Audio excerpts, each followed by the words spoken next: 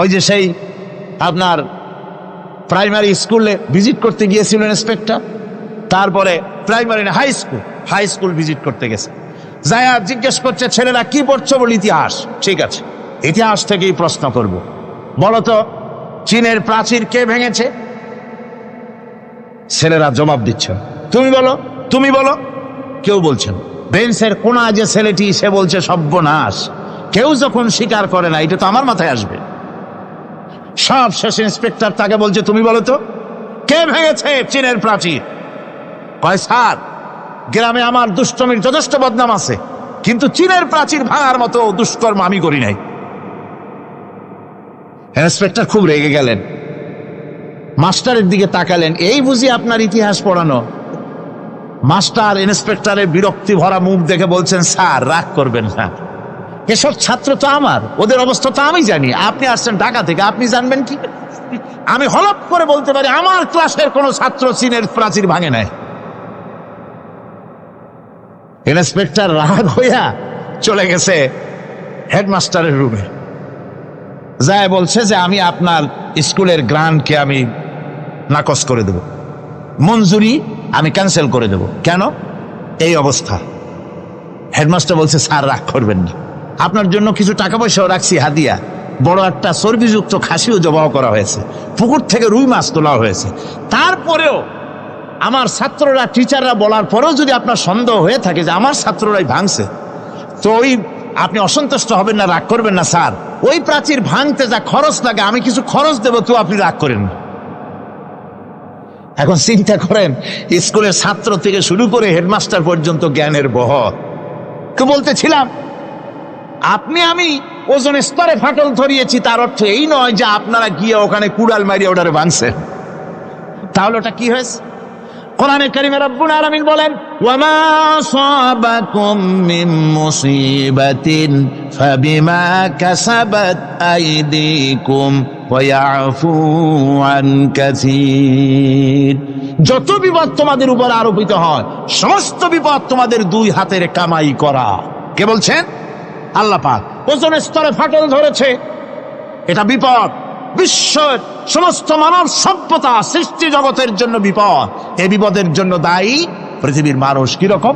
সেটা হচ্ছে গাড়ির পেছন থেকে যে কালো ধোঁয়া বের হয়, কল কারখানার চিমনি থেকে যে কালো ধোঁয়া বের হয়, এই কালো ধোঁয়াগুলি, তারপরে সমস্ত কেমিক্যাল উইপেন সেগুলি যে টেস্ট করা হয়, তার রিয়াকশন ইত্যাদি, এই কালো ধোঁয়া এবং সমস্ত মারণাস্ত্রগুলি এক্সপেরিমেন্ট করার সমস্ত এই রিয়াকশনগুলি সবগুলি গিয়ে ওই ওজন স্তরে ফাটল ধরিয়ে দিয়েছে। আস্তে করে পাতলা হয়ে এটা ফেটে গিয়েছে, অতি বেগুনি রশ্মি আসা শুরু করেছে। এটাকে বন্ধ করার জন্য বিজ্ঞানীরা আজ মরিয়া হয়ে গিয়েছে। ইনশাআল্লাহ আল্লাহ পাক তার বিজ্ঞানীদের মানুষের মাথায় বুদ্ধি এনে দিবেন, রিপেয়ারও হয়ে যাবে ইনশাআল্লাহ। সবাই বলেন ইনশাআল্লাহ। তাহলে বললাম কেন এ কথাটা? এই জন্য বললাম যে কোরআনে কারীমের মধ্যে আল্লাহ রাব্বুল আলামিন সব কথা বলে দিয়েছেন, কোনো কথা বাদ রাখেন নাই। পাহাড়গুলি ভেঙে আমরা ক্ষতি করতেছি, গাছগুলি কেটে আমরা ক্ষতি করতেছি, প্রকৃতির ভারসাম্য নষ্ট করে দিচ্ছি, ফলে সমুদ্রের পানি স্ফীত হচ্ছে, ভূমিকম্প বাড়তেছে, ঘূর্ণিঝড় হচ্ছে, টর্নেডো হচ্ছে, পৃথিবী বিধ্বস্ত হয়ে যাচ্ছে, ক্লাইমেটের পরিবর্তন আসছে। আজকে পৌষ মাস, এটা কি মাস? কত তারিখ? দেখেন বাংলা ভাষাকে কত মহব্বত করি। যদি বলি আজকে ডিসেম্বরের কত তারিখ, গড় গড় করে মুখস্থ হয়ে যাবে। বাংলারে খুব ভালোবাসি, মাসটার তারিখ বলতে পারলাম না, দুঃখিত। এই হলো আমাদের ভালোবাসা। আজকে পৌষ মাসের অর্ধেকও শেষ হয়ে যাচ্ছে, অথচ মনে হচ্ছে শীত যেন তার শ্বশুর বাড়ি বেড়াতে গেছে। এই যে অবস্থা, এই অবস্থা শুধু বাংলাদেশে নয়, গোটা পৃথিবীতে ক্লাইমেটের একটা বিরাট পরিবর্তন আসতেছে, একটা বড় রকমের পরিবর্তন আসতেছে।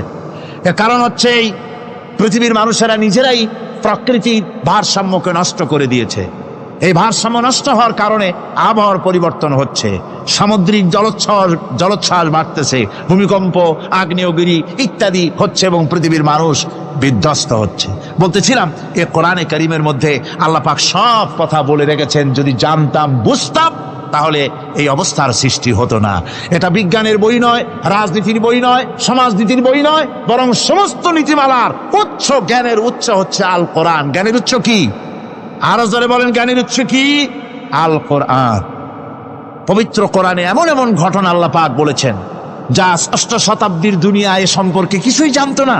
অবশ্য কিছু কিছু ঘটনা ইহুদিদের কিতাবে অতিরঞ্জিত আকার এবং বিকৃত অবস্থায় এসেছে, কিন্তু কোরআনে কারীম দুনিয়ার মানুষকে আদম সৃষ্টি, নূহের বন্যা, তারপরে মুসা আলাইহিস সালাম ফেরাউনের ঘটনা, ইব্রাহিম আলাইহিস সালামের নমরুদের ঘটনা এবং ইউসুফ আলাইহিস সালামের কাহিনী সবগুলিকে সুন্দর করে কোরআন শরীফ উপস্থাপনা করেছে রাসূলের মাধ্যমে, যা পৃথিবীর ইতিহাসে কেউ জানতো না। সেগুলি আল্লাহ পাক জানাইছেন কিভাবে?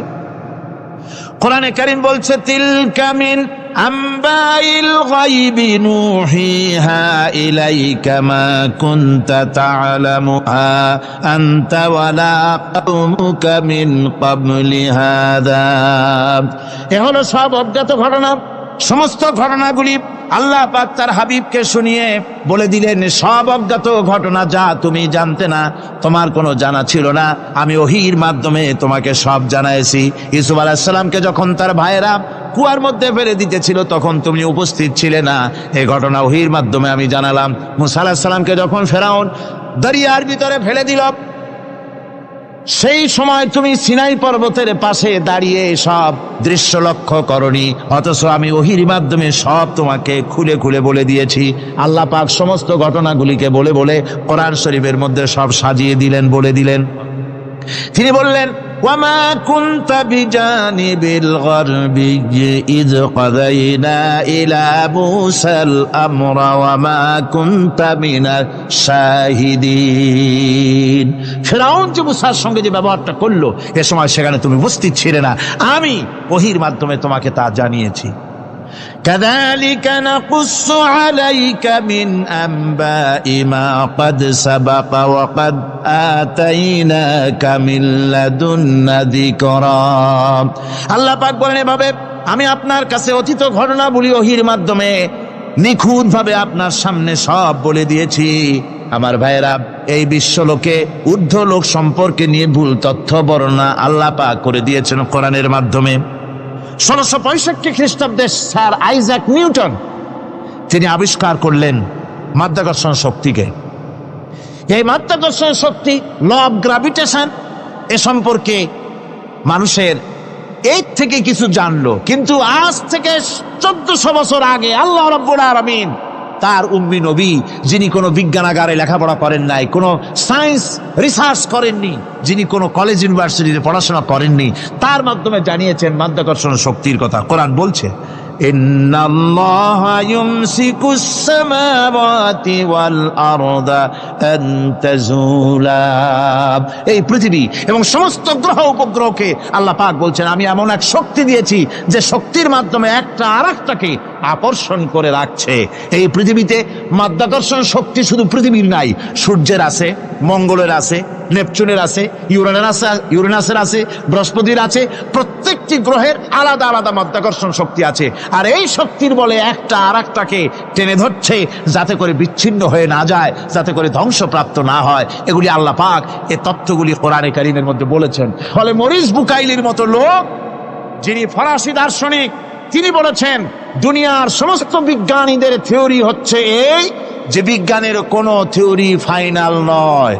আজ একটা হচ্ছে, কাল সেটাকে পরিবর্তন করে নতুন আর এক থিওরি আসতেছে।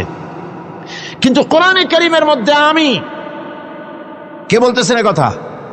না না না, মরিস বুকাইলি বলছেন, কোরআন শরীফের ভিতরে আমি যে বিজ্ঞানের তথ্য পেয়েছি, থিওরি পেয়েছি, তার কোনো পরিবর্তন আজও হয় নাই, ভবিষ্যতেও হওয়ার কোনো সম্ভাবনা নাই। মরিস বুকাইলি মনে করেছিলেন বেদ আর বাইবেলে যেমন ভুল আছে, কোরআন শরীফে ওই রকম ভুল আছে, নাউজুবিল্লাহ। সেই জন্য তিনি আরবি শিখলেন কোরআন বোঝার জন্য, ভুল ধরার জন্য। কোরআন শিখলেন কি জন্যে? ভুল ধরার জন্য। আর এমন শেখা শিখছেন, ওই আরবি শিক্ষা মানে আমাদের দেশের লোকদের মতো আনাকুম জানাকুম শেখে নাই, ভালো করেই শিখছে, ভালো করেই মুখস্থ করেছেন, তার ভালো করে আরবি শিখেছেন, তারপরে কোরআন শরীফ পড়েছেন, তারপরে তিনি এ কোরআন পড়ে তেলাওয়াত করে বুঝে এরপরে তিনি বই লিখেছেন দি Bible, the Quran and science. এই বইয়ের মধ্যে তিনি পরিষ্কার লিখেছেন, কোরআন পড়লাম, এর ভিতরে একটা নকতা দেওয়ার, একটা কলমের ফোঁটা দেওয়ার জায়গা কারো নাই। কোরআন নিঃসন্দেহে মহান স্রষ্টা আল্লাহ রাব্বুল আলামিনের মানুষের বানানো কিতাব এটা হতে পারে না। সুতরাং কোরআন শরীফের মধ্যে আল্লাহ পাক সব কথা বলে দিয়েছেন। বিজ্ঞানের সাথে কিন্তু কোরআনের সংঘর্ষ নাই। অনেকে মনে করে যে বিজ্ঞান আর কোরআন এর মধ্যে বিরাট সংঘর্ষ। না, বিরাট সংঘর্ষ নয়, দুই একটা পয়েন্টে সংঘর্ষ থাকতে পারে। অধিকাংশ ব্যাপারই বিজ্ঞান, আমি মনে করি বিজ্ঞানের আবিষ্কার যত বাড়বে কোরআন বোঝা মানুষের জন্য তত সহজ হবে।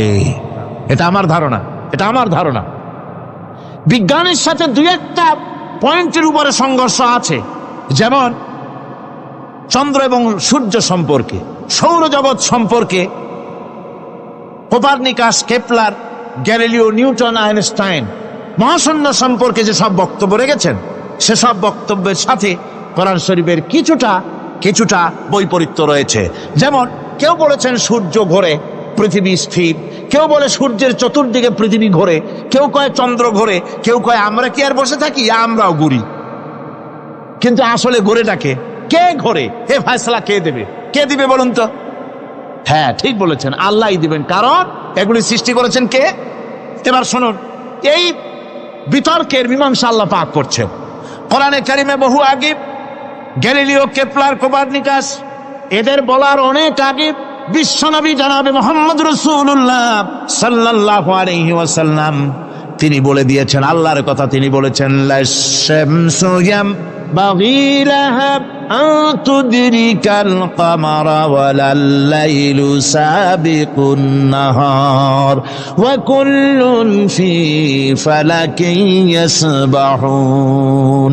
প্রবল জ্ঞানী হইবে যাহারা, আপন মনেতে বুঝিবে তাহারা, রাত্রি পারে না আগে যাইবার দিনের স্থান করি অধিকার। চন্দ্র বাঁধে না সূর্যের গায়েতে, সূর্য পারে না চন্দ্রকে ধরিতে। যার যে স্থান বহাল রাখিয়া ভ্রমণ করিছে খোদাকে ডরিয়া। আল্লাহ রাব্বুল আলামিনকে ভয় করে সব ঘুরছে, চাঁদও ঘোরে, সূর্য ঘোরে, মঙ্গল ঘোরে, ইউরেনাস ঘোরে, বৃহস্পতি ঘোরে, পৃথিবীও ঘোরে।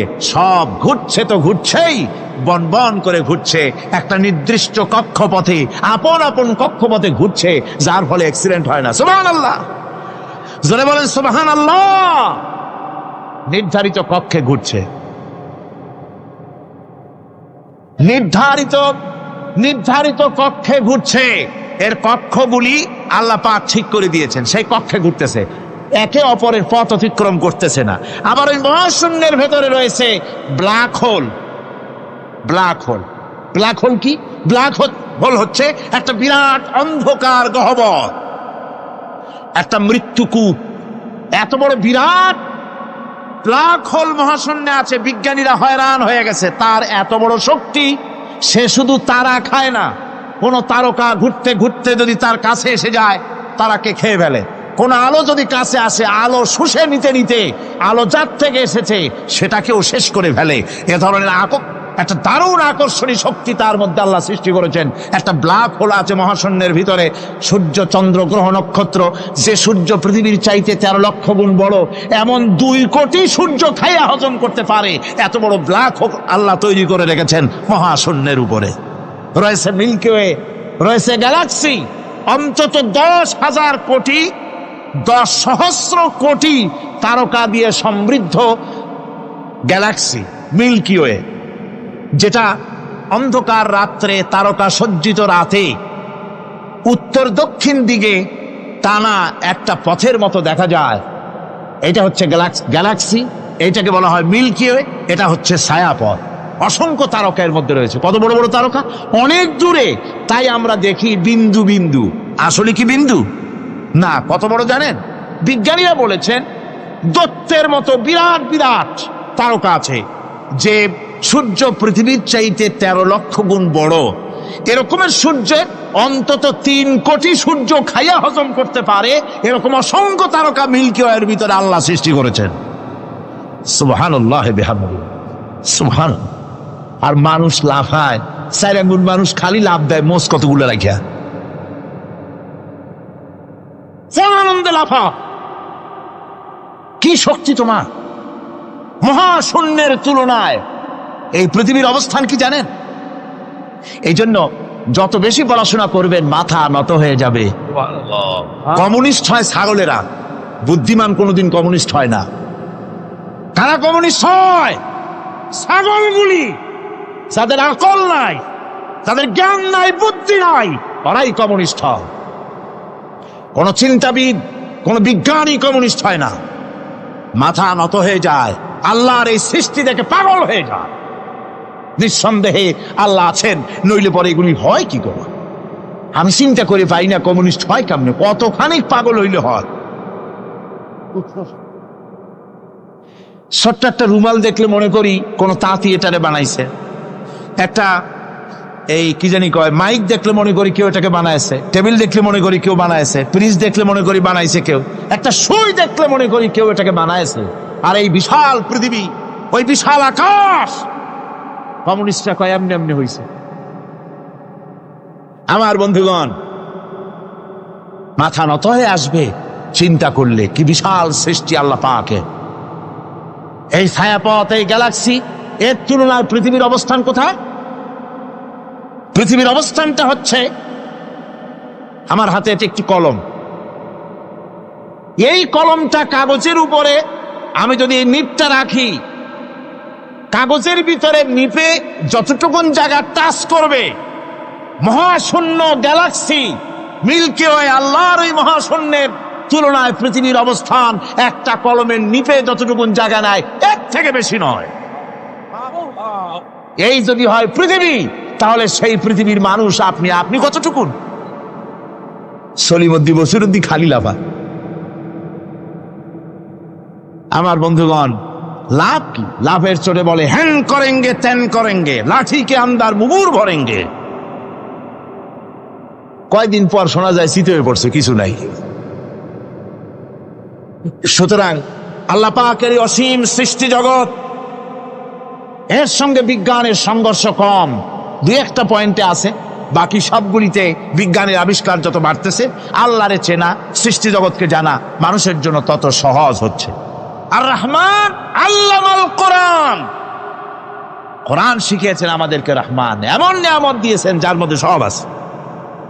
মানুষ সৃষ্টির ব্যাপারে, মানব সৃষ্টির ব্যাপারে নির্ভুল তথ্য যদি পেতে হয়, তাহলে কার কাছে যাব? জোরে কন। আল্লাহর কাছে যেতে হবে। আর আল্লাহর কাছে না যাইয়া মানব সৃষ্টির রহস্য যদি জানতে যাই ডারউইনের কাছে, তাহলে আপনার মামু হবে সুন্দরবনের বান্দরেরা। ঠিক কিনা? বান্দরেরা হবে মামু, শিম্পাঞ্জি ওরাং ওটাং হবে আপনার নানা আর দাদা।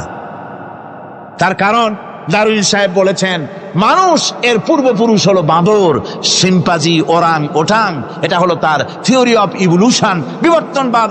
এই বিবর্তনবাদের থিওরি পেশ করতে গিয়ে তিনি বলেছেন, মানুষ হলো বান্দরের জাত। আরে বেটা, তুই বান্দরের জাত। নিজের লেজ কাটিয়া সকলের লেজ কাটা আরম্ভ করতে যাচ্ছে। কি পাগলের পাগল, মানুষ হয়েছে বান্দরের জাত। আশ্চর্য কথা। কেমনে কইলে? তো বললো যে শিম্পাঞ্জি দেখছে, তো সে শিম্পাঞ্জি দেখে তার মনে হয়েছে যে মানুষ ওই রকমই তো দেখা যায়, তো মানুষ বুঝি বান্দর থেকেই আসছে। আমি বলি, পৃথিবীতে এমন পাগল আমি কোনোদিন দেখিও নাই, শুনিও নাই যে কোনো পাগল পাবদা মাছ দেখে বলেছে যে এটা হচ্ছে বোয়াল মাছের পূর্বপুরুষ। টাকি মাছ দেখে কোনো ছাগলেও বলেছে আজ পর্যন্ত যেটা হলো শোল মাছের পূর্বপুরুষ। পুঁটি খাইতে খাইতে আস্তে আস্তে বিরাট শোলে পরিণত হয়ে গেছে, কোনো পাগলেও বলেনি। আচ্ছা, মেনে নিলাম দারুন সাহেবের থিওরি, মেনে নিলাম এক সেকেন্ডের জন্য যে বান্দর থেকেই মানুষ হয়েছে। এখনো তো বানর প্রজাতি আছে না, শেষ হয়ে গেছে? আছে কিনা?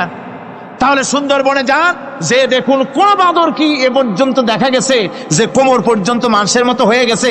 আর একটু দুধ আর পনির আর একটু এই শুটকি মাছ, লোট্টা ফিশ খাওয়াইলে আর কদিনের মধ্যে এই বান্দরটা মানুষ হয়ে যাবে।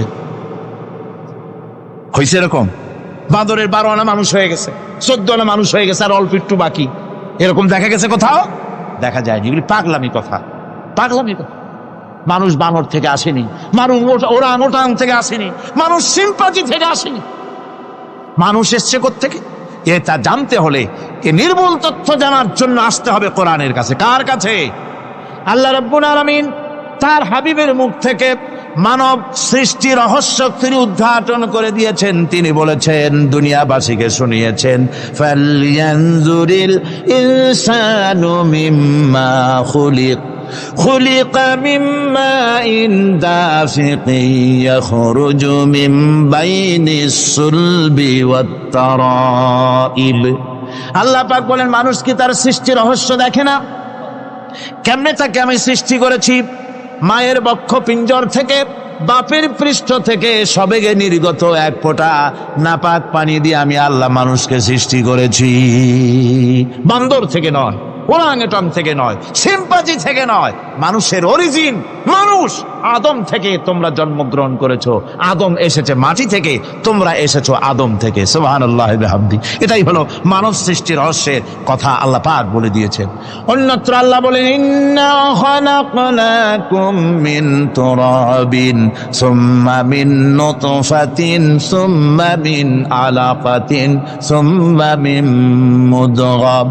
নিষ্প্রাণ মাটি থেকে তোমার উৎপত্তি হয়েছে, আর এই নিষ্প্রাণ মাটি দিয়ে তোমাকে তৈরি করা হয়েছে।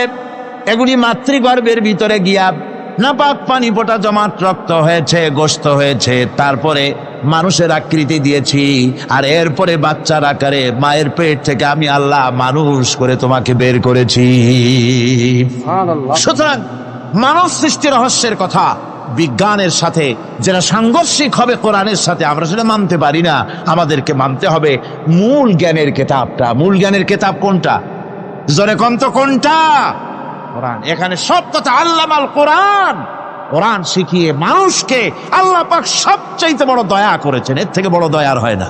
কোরআন শিখিয়েছেন আমাদের, যার মধ্যে সমস্ত তথ্যের কথা আল্লাহ পাক বলেছেন।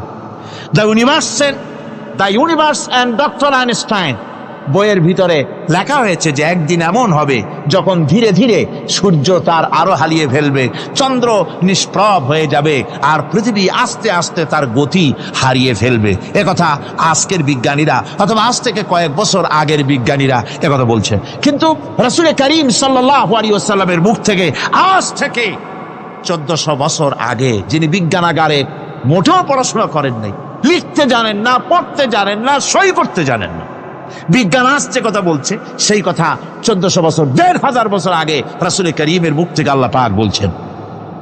কোরআনে কারীম বলছে, ইয়াসআলু আইয়ানা ইয়াউমুল কিয়ামা ফাইযা বারিকাল বাসারু ওয়া খাসাফাল কামারু ওয়া জুমিআশ শামসু ওয়াল কামার। হে রাসূল, রাসূলের কাছেরা জিজ্ঞাসা করে কিয়ামত কবে হবে? আল্লাহ পাক বলেন, বলে দিন যেদিন চন্দ্র তার আলো হারিয়ে ফেলবে, যেদিন সূর্য তার আলো হারিয়ে ফেলবে, আর চন্দ্র আর সূর্য সব একাকার হয়ে যাবে। আজ ওরা বলছে চাঁদে আলো থাকবে না, সূর্য আগের থেকে তার উত্তাপ এবং আলো স্তমিত হতেছে, এবং হতে হতে এমন এক পর্যায়ে আসবে যখন সূর্য আলো হারিয়ে ফেলবে। বিজ্ঞানীরা গত 4-5 বছর আগে এ বক্তব্য রেখেছেন, কিন্তু 1400 বছর আগে বিজ্ঞানের লালনাগারে লেখাপড়া না করে হুজুরের মুখ থেকে আল্লাহ কথা বলে দিয়েছেন। তাহলে বিজ্ঞানের আসল কিতাব কোনটা? জোরে বলেন কোনটা? আল্লাহ পাক আরো বলেন, ইজাশ শামসু কুবিরাত ওয়া ইযান নুজুমু কাদারাত ওয়া ইযাল জিবালু সুজ্জিরাত। তারকাগুলি, সূর্যের আলো থাকবে না, নক্ষত্রগুলো স্থানচ্যুত হয়ে যাবে, কক্ষচ্যুত হয়ে যাবে, পাহাড়গুলিকে পরিচালিত করে দেওয়া হবে, কিছুই থাকবে না, সব শেষ হয়ে যাবে। বিজ্ঞানীরা আজ বলতেছে যে সব শেষ হয়ে যাবে, কিছুই থাকবে না, সব শেষ হবে। বিজ্ঞানীরা বলতেছেন, কোরআন অনেক আগে বলেছে, কুল্লু মান আলাইহা ফান ওয়া ইয়াবকা ওয়াজহু রাব্বিকা যুল জালালি ওয়াল ইকরাম। সব শেষ হয়ে যাবে, বিশ্বে যা কিছু আছে সব লয় হবে, ক্ষয় হবে, ধ্বংস হবে, কিচ্ছু থাকবে না, থাকবেন শুধু আল্লাহ সুবহানাহু ওয়া তাআলা। সুবহানাল্লাহি ওয়া বিহামদিহি। কোরআনে কারীম এ কথা বহু আগে আমাদেরকে জানিয়ে দিয়েছে। সুতরাং আসল জ্ঞানের কিতাবটাই হচ্ছে কোরআনে কারীম। এই কোরআনের কাছে আমরা যত যেতে পারবো, যত কোরআন বুঝতে পারবো, ততই আমাদের জন্য আমরা সমৃদ্ধ হতে পারবো। আমাদের উপর আল্লাহর রহমত আসবে, আমরা সমাজ চালাতে পারবো, আমরা দেশ চালাতে পারবো, আমরা দুনিয়ায় শান্তি পাবো, আমরা আখিরাতেও মুক্তি লাভ করতে পারবো। কোরআনে কারীম সমস্ত বিজ্ঞানের উৎস, দর্শনের উৎস। এইটা না জানলে কিছুই জানা হয় না, এইটা জানা হলে সব জানা হয়। পণ্ডিত আপনার ডক্টর শহীদুল্লাহ, আল্লাহ জান্নাত নসিব করুন, সবাই বলুন আমিন। তিনি বলতেন, বড় বড় সেমিনারে গিয়ে বলতেন তিনি, যে আপনারা যারা বক্তব্য রাখতে এসেছেন, জনগণকে বলছি না, যারা বক্তব্য রাখতে এসেছেন, MA পাস করেছেন, ডিগ্রি করেছেন, PhD করেছেন, FRCS করেছেন, বহু কিছু ডিগ্রি আপনারা লাভ করেছেন, নামের আগে 6 হাত লম্বা ডিগ্রি আপনারা লাগাইছেন, আপনারা পণ্ডিত ঠিকই, কিন্তু এই কোরআন শরীফের জ্ঞান যদি আপনাদের না থাকে, আপনারা পণ্ডিত, তবে আপনারা মূর্খ পণ্ডিত। কি পণ্ডিত? কি পণ্ডিত? মূর্খ পণ্ডিত। ওরা বলে যে মৌলবীরা জানে কি, মৌলবীরা জানে কি? আরে ভাই, মৌলবীদের কাছে তো আসল জ্ঞান আছে, সুবহানাল্লাহি ওয়া বিহামদি, এখানে সবটা আছে। আপনারা এখানে আসেন, এটা বিশ্বাস করলে আপনি সবটা পেয়ে যাবেন। কোরআন বিশ্বাস করতে পারলে, কোরআন জানতে পারলে আপনি সব জানবেন। কোরআনে কারীমের মধ্যে আল্লাহ পাক কত কথা বলেছেন, এর মধ্যে আছে আল্লাহ পাক বলেছেন, আফালা ইয়ানজুরুনা ইলাল ইবিলি কাইফা খুলিকাত। এই যে আমি উটগুলোরে বানাইছি, কেমনে বানাইলাম তোমরা কি দেখছো? উট কেমনে বানিয়েছি? মুফাসসিরিনে কেরাম এর উপরে অনেক আলোচনা করেছেন। তারা বলেছেন যে উট মরুভূমির জাহাজ, তারপরে উটের পিঠে একটা চুট আছে, কোন কোন উটের পিঠে 2টা চুট আছে, মাঝখানে বসে একটারে হেলান দিয়ে আর একটা ধরে বসা যায়। আমি দেখছি 2টা চুটওয়ালা উট, আফ্রিকান উট আমি দেখেছি, যে চুট সুবহানাল্লাহ, দেখলে অবাক হয়ে যেতে হয় যে আল্লাহর কি কুদরত। উটের পৃষ্ঠে 2টা চুট, মাঝখানে আপনি বসবেন, পিছনেরটা একটা সোফা সেটের মতো, পিছনে হেলান দিলে, আর সামনে যখন সে মরাল সম চড়াই উত্তরাই পথ দিয়ে নামা ওঠা করবে, তখন আপনি যেন পড়ে না যান সেজন্য সামনেরটা বুকের সাথে জড়ায় ধরবেন। এরপরে কি সৃষ্টি আল্লাহর, সুবহানাল্লাহি বিহামদিহি।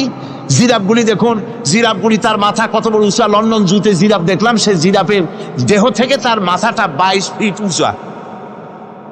মানে সে যদি নিচে দাঁড়ায়, 3 তলা বিল্ডিং এর ছাদের উপরে নাস্তা দিলে তো নিচে দাঁড়ায় খাইতে পারে, এই অবস্থা।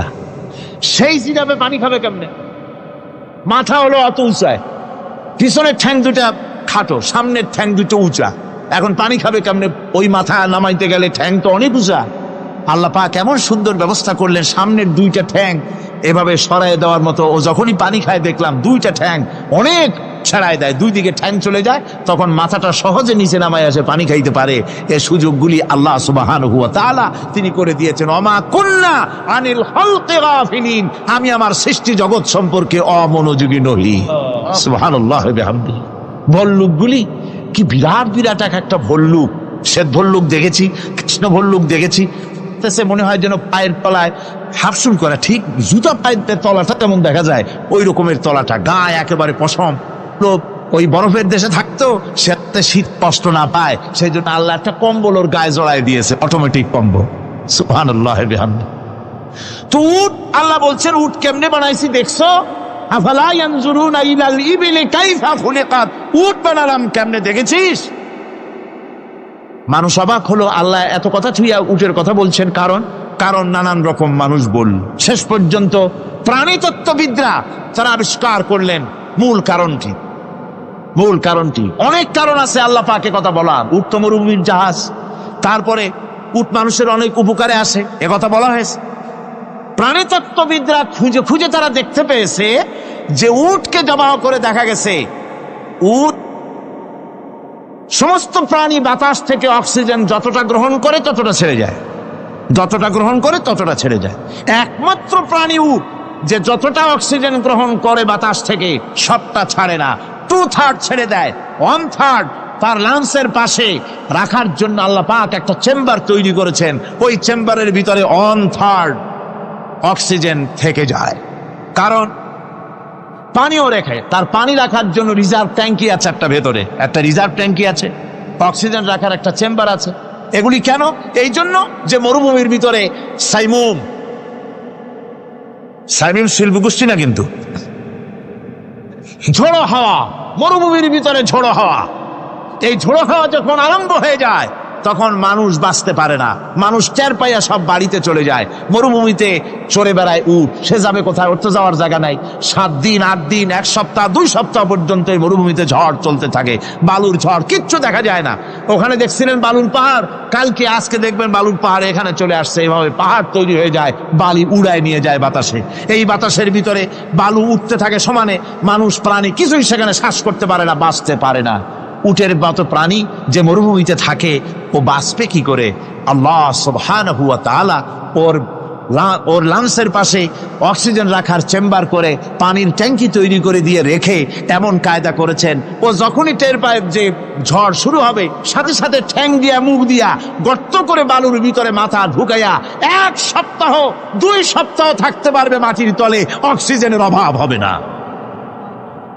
আফালা ইয়ানজুরুনা ইলাল ইবিলি কাইফা খুলিকাত, দেখো নাকি কিভাবে সৃষ্টি করেছি আমি এই সুন্দর উটকে, একবার দেখো। আর শুকরিয়া তোমার মাথা নত হবে। যত বড় কমিউনিস্ট হও, আল্লাহর শ্রেষ্ঠের জন্য সেজদা দিতে বাধ্য হবে যদি তোমার ঈমান এতটুকুনো থাকে। জান্নাতীরা খামোশ হয়ে বসে থাকবেন। বিশ্বনবী মুহাম্মদ রাসূলুল্লাহ সাল্লাল্লাহু আলাইহি ওয়াসাল্লাম তখন বলবেন, হায় আল্লাহ রাব্বুল আলামিন, জান্নাতীরা আমার উম্মতেরা, তারা বুঝতেই পারে নাই তোমার কাছে যা বেশি আছে সেটা তারা বুঝতে পারে নাই।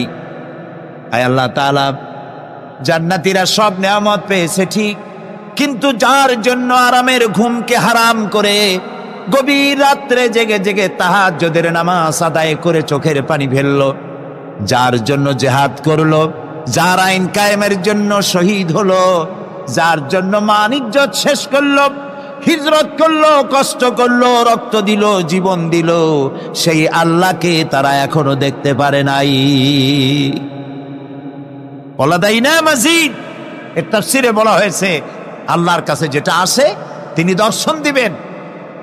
নবী করিম সাল্লাল্লাহু আলাইহি ওয়াসাল্লাম এই কথা যখন বলবেন যে আল্লাহকে আমাদের, এই আমার জান্নাতীদের আল্লাহকে এখনো দেখা হয় নাই, যে আল্লাহর জন্য সব করলো তারে এখনো দেখা হলো না, আল্লাহ তাআলা তখন আপন কুদরতে তার সামনের সব পর্দাকে সরিয়ে দিবেন। সুবহানাল্লাহ। হাসরবাসীরা তখন, আল্লাহ তাআলা কোরআনে কারিমে বলছেন, রব তাকিয়ে থাকবেন বান্দাদের দিকে, আর বান্দারা তাকিয়ে থাকবে রবের দিকে। সুবহানাল্লাহ। এর মধ্যে কত লক্ষ বছর পার হয়ে যাবে কেউ বুঝতে পারবে না। দুঃখের রাত পোহাতে খুব কষ্ট হয়, আর সুখের রাত কোন ফাঁকে আজান হয়ে যায় টের পায় না, ঠিক না? আল্লাহকে দেখতে থাকবে মানুষেরা। সুবহানাল্লাহ, সুবহানাল্লাহ। আল্লাহকে বলি, আয় আল্লাহ তাআলা, জান্নাতের যে অনুষ্ঠানে তুমি তোমার দর্শন মুবারক দিয়ে জান্নাতীদেরকে তুমি ধন্য করবে, সেই মজলিসের কোন এক কোনায় কানায় আমাদের মতো গুনাহগারদের একটু জায়গা করে দিও আল্লাহ তাআলা। জীবনের সব থেকে বড় কামিয়াবি। সুতরাং আল্লাহ রাব্বুল আলামিন, তাকে দেখা যাবে না, কিন্তু তার সৃষ্টি জগৎ থেকে তাকে চেনা যায়। এত সুন্দর ফুল, এটা এমনি এমনি হতে পারে না। হযরত ইমাম আবু হানিফা রাহমাতুল্লাহ আলাইহির সাথে এক নাস্তিকের বাহাস হওয়ার কথা। সে নাস্তিক অস্বীকার করেছে আল্লাহ নাই। ইমাম সাহেব বলেছেন আছেন। আচ্ছা ঠিক আছে, তর্ক হবে, বিতর্ক অনুষ্ঠান হবে। ইমাম সাহেব তার আসার সময় চাইতে প্রায় 1-2 ঘন্টা ডিলে হয়ে গেল। নাস্তিক উপস্থিত জনগণকে বলল, যে লোক তার ওয়াদা রক্ষা করতে পারে না তার সাথে আবার বহস কিসের? এ কথা বলতে বলতেই ইমামে আজম আবু হানিফা রাহমাতুল্লাহ আলাইহি মঞ্চে উঠে এসেছেন। নাস্তিক বলল, আপনার সাথে আমার তর্ক করার উৎসাহ হারিয়ে ফেলেছি। কেন? আপনি যে এতটা সময় ওয়াদা খেলাপ করলেন, 2 ঘন্টা হয়ে গেল, মূল অনুষ্ঠানের শুরুতে আপনি আসলেন না। তিনি বললেন যে তুমি নিরুৎসাহিত হবে তো আমার কাছে দেরি হলো কেন? তারপরে না বলবা। আচ্ছা ঠিক আছে, আপনি বলেন কেন দেরি হলো? তিনি বললেন, আমি এই জায়গায় আসতে গিয়ে সামনে একটা নদী বাঁধলো, এখন আমি আসবো কেমনে? মহাচিন্তায় পড়ে গেলাম, কিভাবে যাব? পারাপারের কোনো ব্যবস্থা নাই। হঠাৎ দেখলাম পাশে একটা গাছ, আগে দেখিনি, দেখি যে একটা বড় গাছ। গাছটা কেমনে কেমনে কাইতে হয়ে পড়ে গেল, কেমনে কেমনে তাড়াতাড়ি করে কতগুলি তক্তা হয়ে গেল। ফটাফট তক্তাগুলি লাগিয়ে একটা নৌকা হয়ে গেল, লাফ দিয়ে পড়লো নদীতে। আমি চট করে উঠলাম সেই নৌকায়, আর পাড়ি দিয়ে আসলাম। ওই তক্তাগুলি ফাটতে চিটতে আর লোহাগুলি লাগতে তড়িৎ গতিতে তাড়াতাড়ি হইতে যতটুকুন সময় লাগছে আমার আসতে ওই জন্য দেরি হয়েছে। সুবহানাল্লাহ পরে কর। এখন নাস্তিক কয় যে আপনার সাথে আমি তর্ক মোটেই করব না। কেন? কয় যে আপনার মাথার স্ক্রু ঠিক আছে কিনা। কয় কি জন্য? কয় আপন ইচ্ছায় একটা গাছ ফট করে এরকম হয়ে গেল, কোনো করাত ছাড়া মিস্ত্রি ছাড়া গাছগুলি চিরে ভেরিয়া তক্তা হয়ে গেল, আর কোন রকমের মিস্ত্রি ছাড়াই জোড়াতালি লেগে নৌকা হয়ে গেল, আর মাঝি ছাড়া পালায় গেলেন। আপনার মস্তিষ্কের স্ক্রুগুলি ঢিলা, আপনার সাথে আমি তর্ক করব না। তিনি বললেন, নাস্তিক শোনো, বিনা মিস্ত্রিতে একটা গাছ চিরে ভেরে তক্তা হইতে পারে না। তোমার দলিল।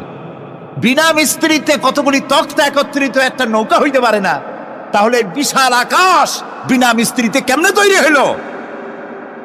তোমার এই পা থেকে শুরু করে মাথা পর্যন্ত এই সুন্দর দেহ কেউ সৃষ্টি করে নাই, এমনি এমনি কলা গাছের মধ্যে হইছো তুমি। নাস্তিকের চোখ খুলে গেল। বলেন কি?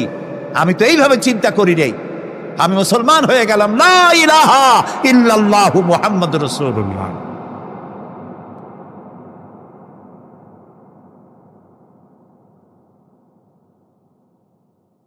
আল্লাহ পাকের অস্তিত্বকে বোঝার জন্য তার সৃষ্টি জগৎ যথেষ্ট। সুবহানাল্লাহ বলেন। শুধুমাত্র কপাল পোড়া ওরাই আল্লাহরে চেনে না। লক্ষ্য করুন, আপনার আমার পা থেকে শুরু করে মাথা পর্যন্ত কি সুন্দর বিন্যস্ত করেছেন আল্লাহ তাআলা। সুবহানাল্লাহ।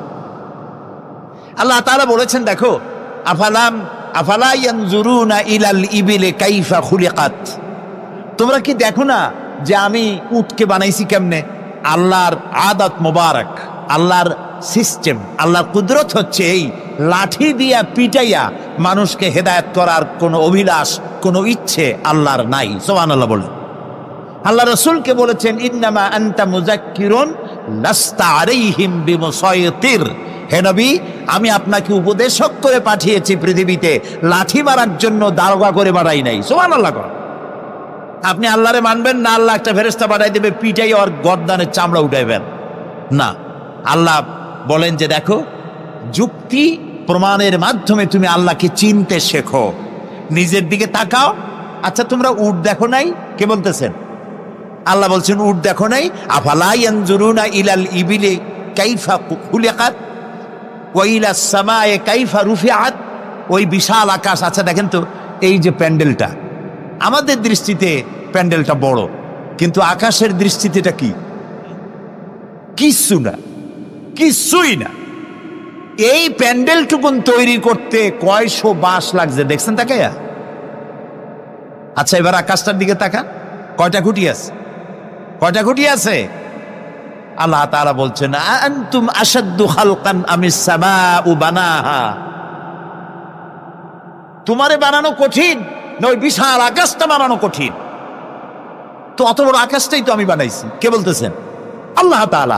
আল্লাহ বলছেন, আফালা ইয়ানজুরুনা ইলাল ইবিলি কাইফা খুলিকাত। উট বানাইছি কেমনে দেখো নাই? এইটা নিয়ে মুফাসসিরিনে কেরাম অনেক তাফসীর করেছেন। কেউ বলেছেন আল্লাহ তাআলা এই জন্য এটা বলেছেন যে উটের দুইটা হাঁটু। সমস্ত প্রাণীর হাঁটু কয়টা? কয় দুইটা। আপনার কি দুইটা হাঁটু? একটু বুঝে শুনে জবাব দেন। আমাদের হাঁটু কয়টা? গরুর কয়টা? হাতির কয়টা? সব প্রাণীর হাঁটু একটা, উটের হাঁটু দুইটা।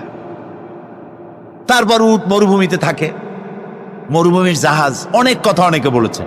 কিন্তু একজন চিকিৎসা বিজ্ঞানী কোরআনে কারীমের এই আয়াত পড়ে তিনি চিন্তা করলেন, আল্লাহ উটের কথা কইলেন কেন? যে কেমনে বানাইছি দেখো নাই, নিশ্চয় ওর মধ্যে কিছু আছে। সে উটকে চেরাফাড়া করলো, উটকে অপারেশন করে, সার্জিক্যাল অপারেশন করে তারপরে তিনি আবিষ্কার করলেন। শুনুন কি আবিষ্কার করলেন তিনি আবিষ্কার করলেন, পৃথিবীর সমস্ত মানুষেরা, সমস্ত প্রাণী জগৎ পানি পান করে আর সবটা পেশাব করে বের করে দেয়। উট একমাত্র প্রাণী পানি পান করার পর সবটা খাইয়া হজম করে না। তার লাঞ্চের কাছে আলাদা একটা চেম্বার আছে, ওই চেম্বারে কিছুটা পানি সেখানে সে রিজার্ভ রাখে। গেল এক নম্বর। 2 নম্বরে পাওয়া গেল অক্সিজেন। প্রাণী জগৎ বাতাস থেকে অক্সিজেন গ্রহণ করে আর কার্বন ডাই অক্সাইড করে এটাকে বের করে দেয়। উট একমাত্র প্রাণী অক্সিজেন যতটা গ্রহণ করে ততটা ছেড়ে দেয় না, ওর থেকে কিছুটা জমা করে রাখার জন্য তার বুকের মধ্যে একটা জায়গা আল্লাহ একটা চেম্বার তৈরি করেছেন, ওখানে অক্সিজেন জমা থাকে, একদিকে পানি আর একদিকে অক্সিজেন শ্বাস প্রশ্বাসের জন্য। কারণ কি? কারণ হলো মরুভূমিতে বালুর ঝড় হয়, যাকে আরবিতে বলা হয় সাইমুম, বালুর ঝড়। এই ঝড় যখন শুরু হয় তখন একটানা ঝড় চলতে থাকে 2 দিন 3 দিন 1 সপ্তাহ চলতে থাকে। মানুষেরা টের পেয়ে যার যার আশ্রয় গ্রহণ করে। উট তো মরুভূমিতে চড়ে বেড়ায়, সে এইটাকে পালাবে কোথায়? সে বাঁচবে কি করে মরুঝড়ের মধ্যে? বালির ঝড়, বৃষ্টির মতো বালি পড়ে গাড়ি ডুবে যায়, পাহাড় ডুবে যায়, এই অবস্থা হয়ে যায়। উট বাঁচবে কি করে? আল্লাহ রাব্বুল আলামিন উটের দেহ তৈরি করার সময় এমন ব্যবস্থা করে দিলেন, উট যখন টের পায় বালুর ঝড় হবে, সঙ্গে সঙ্গে তার সামনের 2টা পাও দিয়া বালু সরায় দিয়া তার মাথার গলার অর্ধেকটা বালুর মধ্যে ঢুকায় দিয়া 5 দিন 7 দিন যেন থাকতে পারে, পানি আর অক্সিজেনের জন্য, সে যেন মারা না যায়। এর জন্য আল্লাহ রাব্বুল আলামিন তার বুকের মধ্যে পানি আর অক্সিজেন রাখার ব্যবস্থা করেছেন। আফালা ইয়ানজুরুনা ইলাল ইবিলি কাইফা খুলিকাত, কেমনে উট বানাইছি দেখো নাই? সুবহানাল্লাহ বলে। আল্লাহ রাব্বুল আলামিন তার এই বিশাল সৃষ্টি, আকাশ জমিন, গাছপালা, তরু লতা, কীট পতঙ্গ, সাগর নগর সব তৈরি করে তারপরে আল্লাহ তাআলা বলছেন, এবার তাকাও আমার আকাশের দিকে, তাকাও আমার জমিনের দিকে। আল্লাযী খালাকা সাবা সামাওয়াতিন তিবাকা মা তারা ফি খালকির রহমানি মিন তাফাউত। তাকাও আমার আকাশের দিকে, তাকাও আমার জমিনের দিকে। আল্লাহ তাআলা বলছেন, দেখো কোনো ভুল আছে নাকি? হাল তারা মিন ফুতুর, কোন ভুল দেখতে পাও? কে জিজ্ঞেস করছেন? তাকাও আকাশের দিকে, দেখো জমিনের দিকে, দেখো হাল তারা মিন ফুতুর, কোন ভুল দেখতে পাও? আল্লাহ তাআলা বলেন, বারবার তাকাও, বারবার তাকাও। এভাবে বারবার দেখতে দেখতে তোমার চক্ষু কাতর হয়ে তোমার নিজের দিকে ফিরে আসবে। আমার সৃষ্টি নৈপুণ্যতার ভেতরে কোনো ভুল খুঁজে পাবে না। পা থেকে শুরু করে মাথা পর্যন্ত আমরা একটু খেয়াল করি তো, আমাদের পায়ের তালুর চামড়া যেরকম, পায়ের পিঠের চামড়া কি ওরকম? আমাদের পায়ের পিঠের চামড়া যেরকম, ওইটা যদি হতো পায়ের তলায়, তাহলে প্রতি 3 দিন অন্তর 2 দিন অন্তর পায়ে হাফসুল করা লাগতো জুতার মতো, ঠিক না? হাতের উপরে চামড়াটা যেরকম, হাতের তালুতে চামড়া কি ওরকম? হাতের তালুর চামড়া কি তাও কইতে পারেন, পুরু, আর উপরেরটা পাতলা। এই উপরের চামড়াটা যদি এইখানে হইতো তাহলে গরম কদু আর ডাল খাইতেই পারতেন না, চামড়ার কাম শেষ।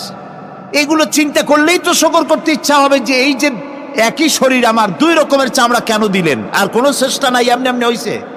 কত বড় রাম ছাগল হলে নাস্তিক হতে পারে, জানোয়ারের চাইতে নিকৃষ্ট নাস্তিকেরা, পশুর চাইতে কুত্তার চাইতে নিকৃষ্ট যারা নাস্তিক। কুত্তায়ও আল্লাহরে চেনে, সুবহানাল্লাহ বলে, আল্লাহরে চেনেছে।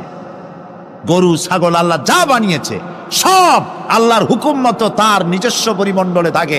মানুষ নামের কলঙ্ক ওই সব মানুষ যারা বিশ্ববিদ্যালয়ে চাকরি করে আমাদের সন্তানদেরকে নাস্তিক বানায়। এর একটা শয়তান কয়েক মাস আগে দূরে কোথাও গিয়ে আল্লাহ জাহান্নামে নিয়ে গিয়েছে। ওর কবরে জাহান্নামের আগুন জ্বলুক কিয়ামত পর্যন্ত। সে একাই শয়তান নয়, বিশ্ববিদ্যালয়ের অসংখ্য ছেলেদের মেয়েদেরকে ধ্বংস করেছে, ইমান নষ্ট করেছে। প্রিয় ভাই সব, আল্লাহ রাব্বুল আলামিন তার অস্তিত্বের প্রমাণ রেখেছেন আর বলেছেন, দেখো কোনো ভুল পাও নাকি? আল্লাহর এক দরবেশ বান্দা এক বট গাছের নিচে বিশ্রাম করতেছিলেন আর সূরা মুলক পড়তেছিলেন। এই আয়াতের কাছে এসেছেন, হাল তারা মিন ফুতুর, দেখতে পাও কোনো ভুল?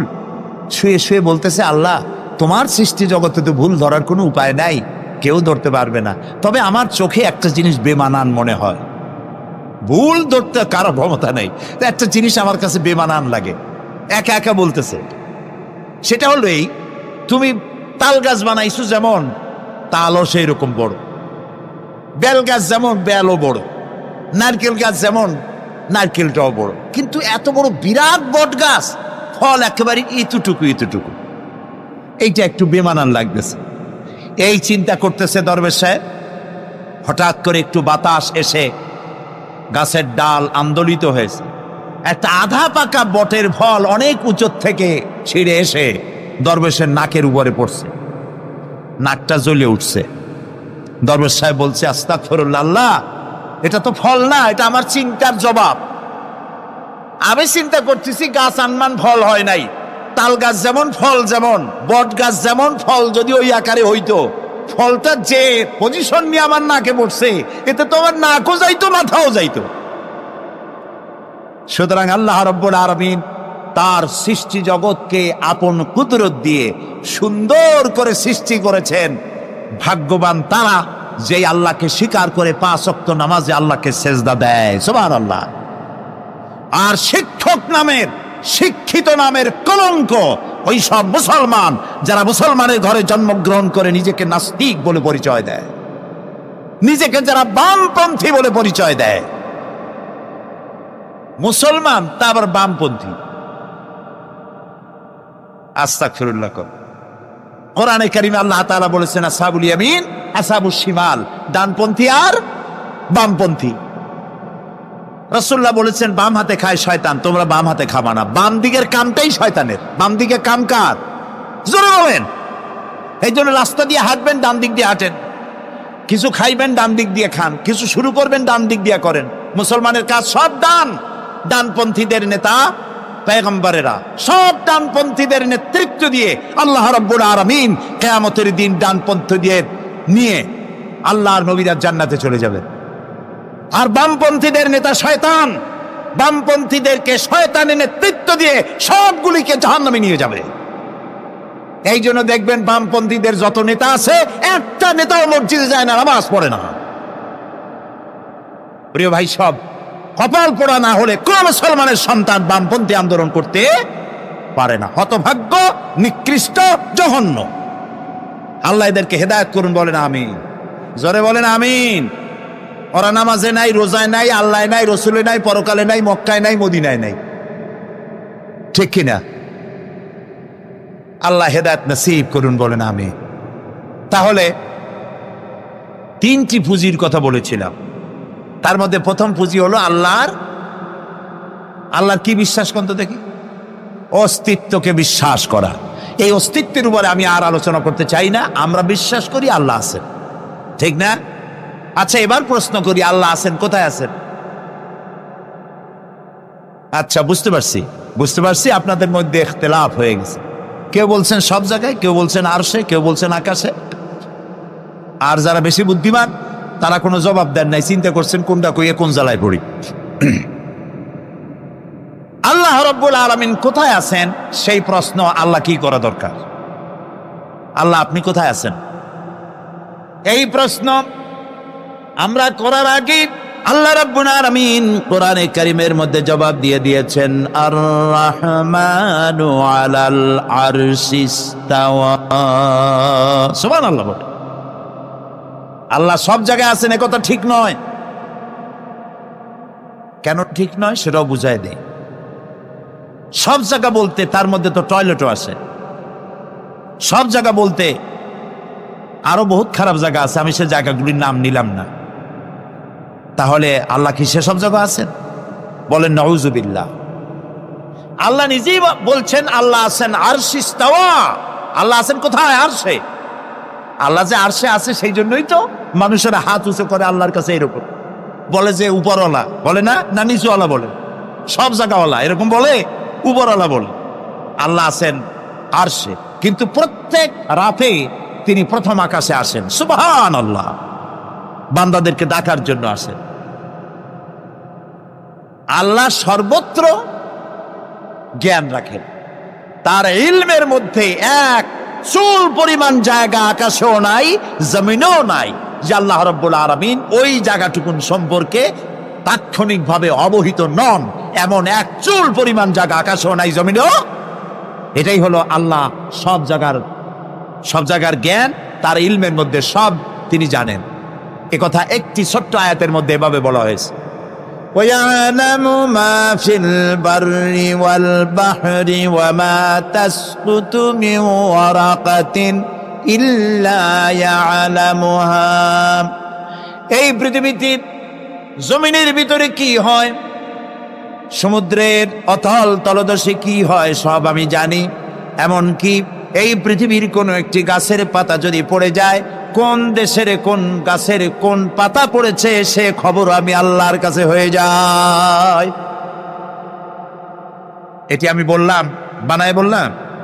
এটি কোথায় আছে? তো আল্লাহ রাব্বুল আলামিন কোরআনে পরিষ্কার করে বলে যে একটা পাতার খবর যদি আল্লাহর কাছে হয়, তাহলে আমরা কোথায় কি করি তিনি টের পান না? অবশ্যই টের পান। এটি আমাদের মনে রাখতে হবে।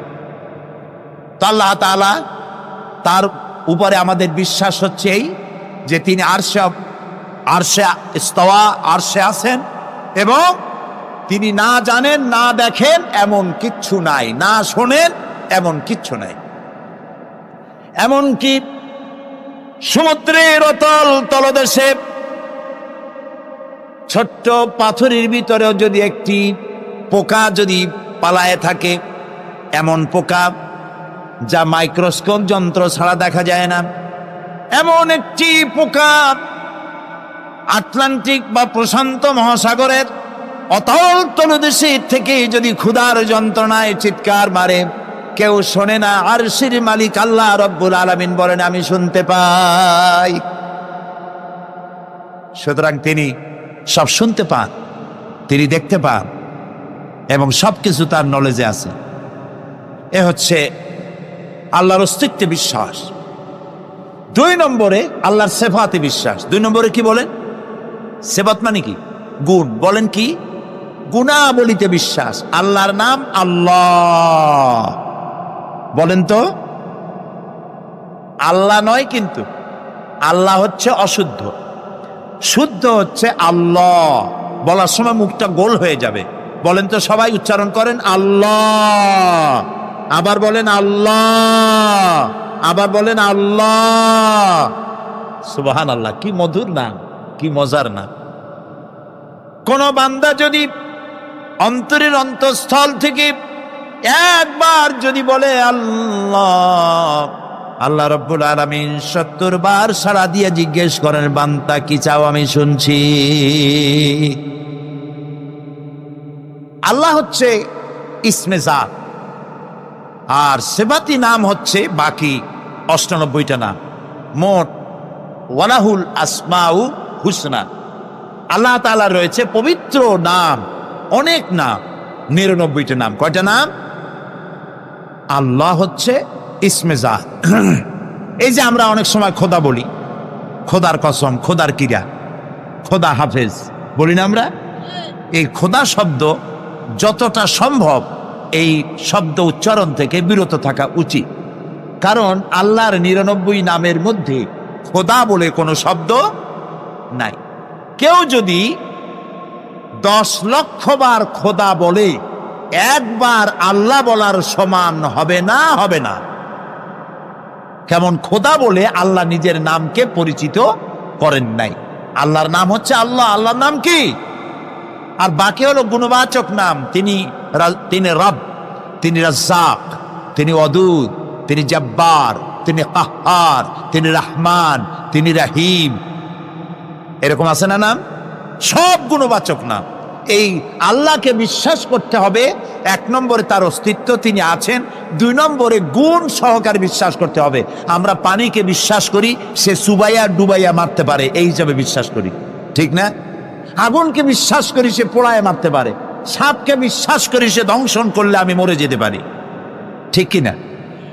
এইভাবে প্রত্যেকটা জিনিসের গুণ সহকারে তাকে বিশ্বাস করতে হয়। সেই জন্য আল্লাহকে আল্লাহ আছেন এইটা শেষ কথা নয়, তার গুণ সহকারে তাকে বিশ্বাস করতে হবে। তিনি হচ্ছেন খেতে দেওয়ার মালিক, রাজ্জাক। মানে বলেন তো নামটা কি? রাজ্জাক মানে কি? রিজেক দাতা। কে রিজেক দাতা? এই জন্য রিজেক চাইতে হবে কার কাছে? আল্লাহর কাছে। কোনো অভাব অভিযোগের জন্য আমি কাউকে বলবো না আপনি আমার খেতে দেন, আল্লাহর কাছে চাইতে হবে। চাইবো কার কাছে? আল্লাহর কাছে। খেতে দেওয়ার মালিক তিনি। আচ্ছা বলেন, এই পৃথিবীর মধ্যে মানুষেরা বেশি, না হাতি, ঘোড়া, বাঘ, ভল্লুক, ময়না, টিয়া, মাছ, পাখি, পতঙ্গ, কীট এগুলো বেশি? কোনটা বেশি? আমরা বেশি না ওরা বেশি? ওরা বেশি, ওরা বেশি। এই যে অসংখ্য হাতি আছে পৃথিবীতে, হাতির পেট বড় না আমার পেট বড়? গন্ডারের পেট বড় না আপনার পেট বড়? কুমিরের পেট বড় না আপনার পেট বড়? আচ্ছা, এখন এই সব প্রাণীদেরকে কে খেতে দেন? আপনার আমার তো ব্যাংকে ডিপোজিট আছে, কম থাকুক বেশি থাকুক, গোলায় ধান আছে, চাউল আছে, বাড়িতেও আছে, আছে না? কিন্তু এই যে পাতিশিয়াল, ফক্স, পাতিশিয়াল চেনেন তো? চিনবেনই তো, সাংঘাতিক চালাকিগুলি। এই পাতিশিয়াল কোন ব্যাংকের ম্যানেজারের কাছে গিয়ে বলছে যে, ম্যানেজার সাহেব,